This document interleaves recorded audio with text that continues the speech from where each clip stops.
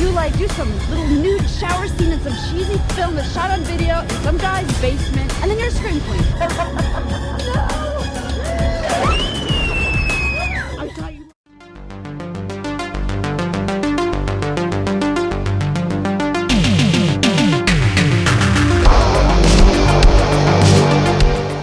We are talking Scream Queen, directed by Brad Sykes and starring Linnea Quigley.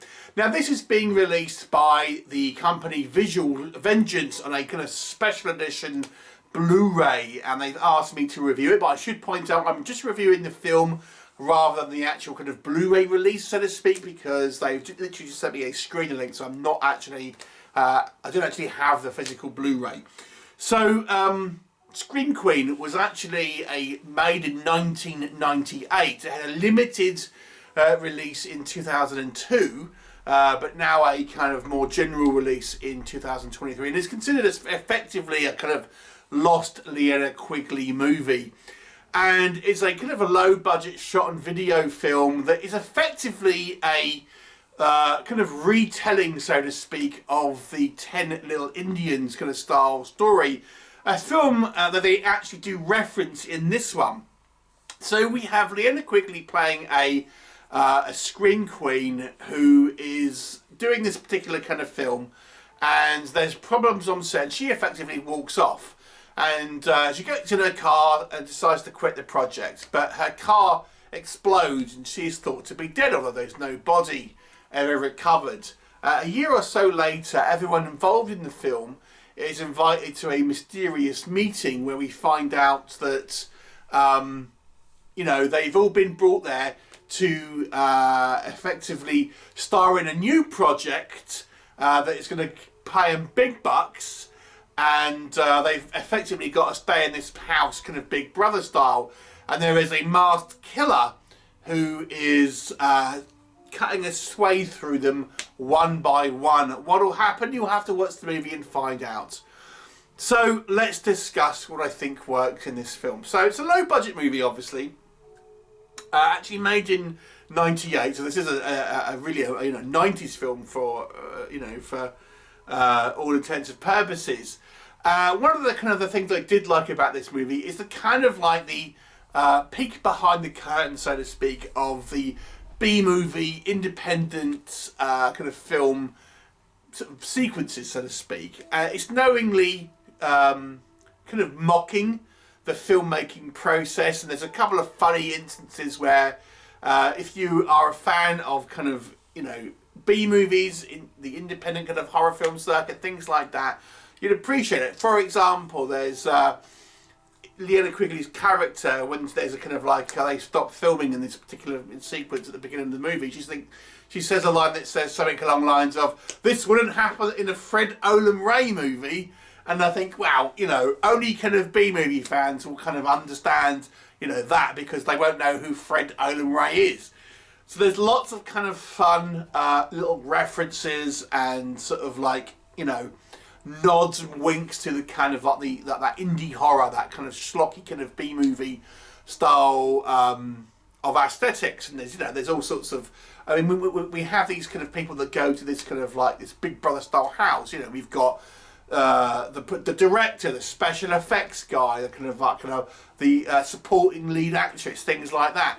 So it has little commentary on their kind of like their roles and how they kind of interact with each other and things like that. So it is actually kind of quite fun in regards to those little winks of the filmmaking process, how the kind of the indie film works, and having these stereotypical kind of avatars of the people who are kind of related to this kind of film project. Linnea Quigley's character is that kind of diva actress who's the lead, but she's kind of a little aging out around. There's like a young ingenue that's kind of coming up and kind of wanting to take her place. So those kind of aspects of it I actually kind of found kind of quite fun. And I've got to say these kind of like behind the scene sequences of like the making of this sort of fictional movie, I don't know, they feel like they're obviously that they are made with the experience that have actually happened, if that makes sense. So you feel like that's kind of like a comedic version of it, but you feel like there's probably a good idea about what's happening. You know, we've got this young girl who's like, you know, doing a photo shoot, and of course she sleeps with a photographer, etc., etc. So all those aspects I kind of quite liked. There was actually one or two reasonable kind of gore effects. Again, we're considering this as a, you know, a low budget, late 90s movie. There's a couple of okay kind of sort of sequences with practical VFX and stuff. And again, there's part of the comedy here is you have a guy who is the practical effects makeup artist. You know, so he's constantly kind of making wounds and stuff on him, and when he does get wounded, people think it's just kind of makeup and stuff like that. So this, you know, it has a clever element to it, I suppose. And it's nice to see kind of Linnea Quigley, you know, in a movie that was made in kind of the late 90s and things like that. Still kind of like when she was, you know, in the kind of, sort of tail end of it, that kind of her heyday to a large degree. But I gotta be honest with you, I actually think the story is actually kind of boring. I'll be honest with you. I mean, like I said, this movie is effectively the kind of the 10 Little Indians story, which kind of after the first act, it kind of goes really into that. And at that point, I mean, they even reference it, so I'm surprised they really kind of effectively remade it so so blatantly. If they knew that they were doing this, it would have made sense to me to try and kind of mix it up a little bit, but they really don't. And it's not particularly kind of all that interesting because you feel like you have a lot of cannon fodder. The characters that are killed first, the ones we have very little kind of to do with, very little kind of characterizations.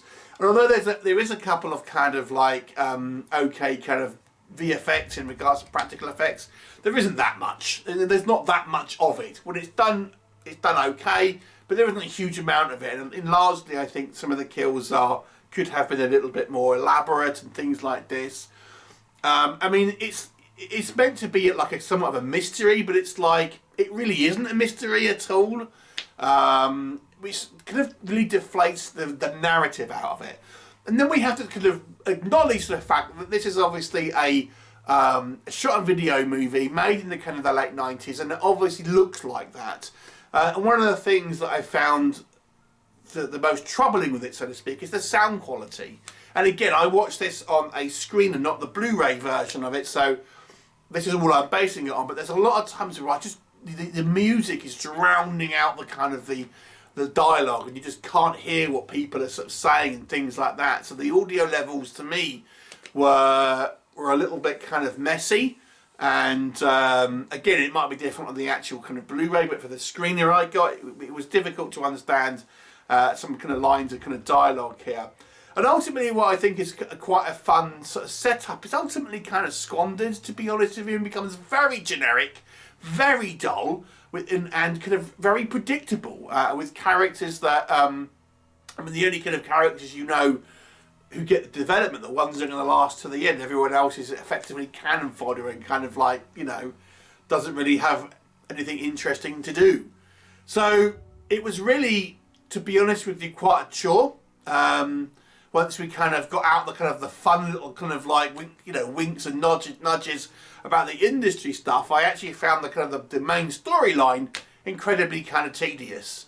And obviously it's an older film and is a little difficult to watch through its technical limitations and clearly budget restraints. So overall, it's a 3 out of 10. It's not, you're not missing much by this lost Linnea Quigley film. I think she's been in more interesting films, to be brutally honest with you.